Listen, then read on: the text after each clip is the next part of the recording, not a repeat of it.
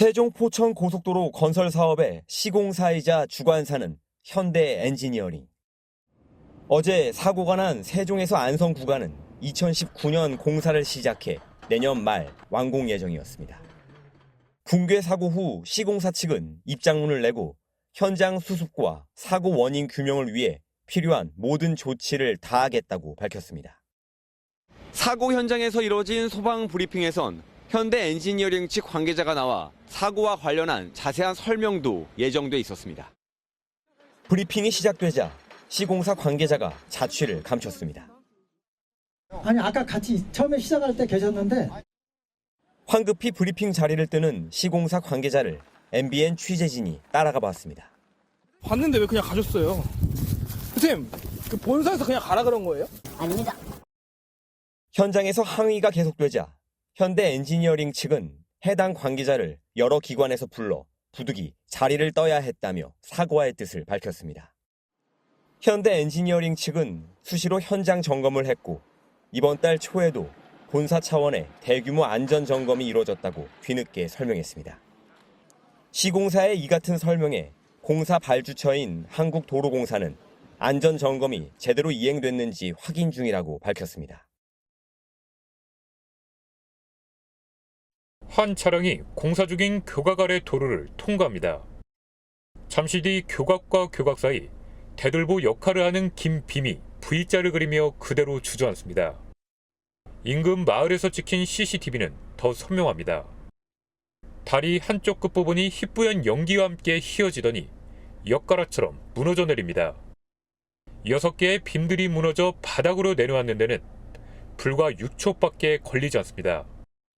세종 포천 고속도로의 천안 안성 구간 다리 공사 현장에서 대형 붕괴 사고가 발생했습니다. 당시 교각 위에 있던 작업자 10명이 바닥으로 추락해 잔해에 매몰됐습니다. 사고 현장입니다. 이렇게 곳곳에 콘크리트 잔해와 철근이 뒤엉켜 있어 당시 처참했던 상황을 그대로 보여주고 있습니다. 오른쪽 꽝 하면서 소리 엄청 컸어요. 대여섯 명 이렇게 위에 걸어다니는, 그러니까 저희 여기서 일하니까 보이거든요. 이 사고로 4명이 목숨을 잃었고 6명은 중경상을 입었습니다.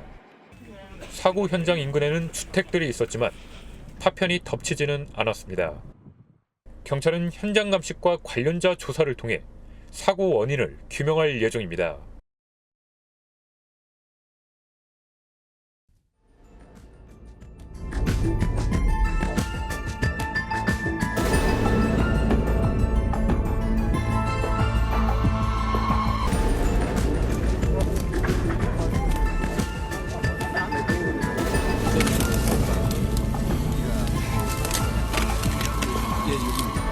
모든 자원을 동원해서 빠른 시간 내에 구조하도록 지시를 했습니다. 사고 수습에 만전을 기하도록 하겠습니다. 사망하신 분 4분, 그 다음에 중상자 5분, 경상자 1분. 지금부터는 시청, 경찰서 등 유관기관과 공조를 해서 사고 수습에 최선을 다하겠습니다.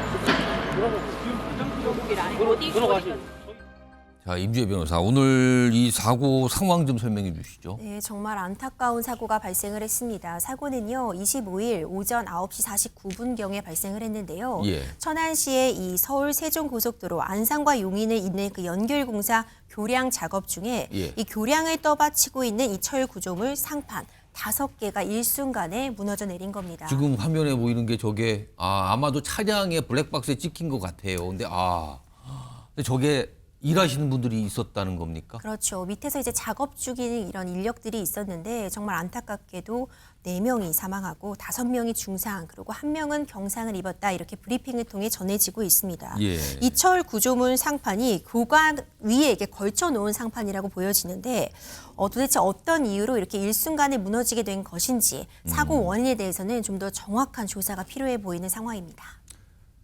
그러니까 이 사고, 그러니까 이 건설 현장, 사고가 난 건설 현장은 안성에 소재돼 있는데 이게 고속도로 이 교량 상판 공사예요. 교량 공사잖아요. 근데 그 상판이 무너져 내린 거예요. 저런 식으로 지금요. 이거 굉장히 큰 사고입니다. 인명피해가 컸어요, 지금요. 복경영 의원님. 네.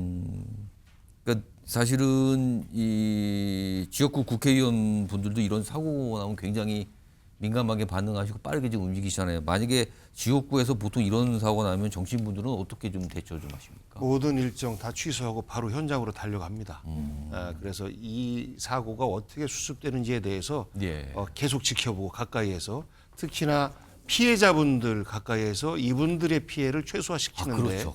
집중적으로 저희는 관심을 갖고 보고 돌아가신 분들의 유족분들도 계시고 그 유족분들은 지금 이루 말할 수 없는 상황일 겁니다. 그렇습니다. 처음부터 사고 수습에 대해서 국회의원들이 개입을 하면 예. 자칫 오히려 늦어질 수가 있기 때문에 예. 그런 부분은 잠시 뒤로 미루고 예. 피해자분들 중심으로 가까이에 그리고 지자체에서 이에 대한 대응들을 하고 있는지도 확인하고 안 하고 있다면 그것에 대해서 지적을 하고 그리고 나서 조금 이제 급한 상황이 지나고 나면 예. 사고 원인을 밝히기 위해서 그렇죠. 국회 차원에서 접근을 합니다. 아마 이 건에 대해서는 저도 이제 국토교통위 상임위 소속인데 예. 국토교통위에서 공식적으로 이 건 한 건만 가지고도 사고에 대한 보고를 받고 현안 보고나 현안 질의를 그렇습니다. 할 수 현안 있는 보고를 받고 예. 질의를 하고 향후 이것에 대한 수습과 그리고 그 재발 방지에 대한 이런 대책에 대해서 전체적으로 확인을 해야 될 것 같습니다. 그래서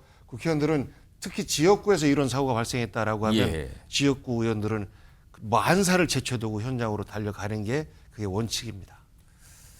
그렇습니다. 일어나서는 안 되는 사고였고요. 또 인명피해가 발생했습니다. 일단 수습을 빨리 해야 됩니다. 그리고 나서는 사고 원인, 그 재발 절대 안 되는 거죠. 이런 거는요.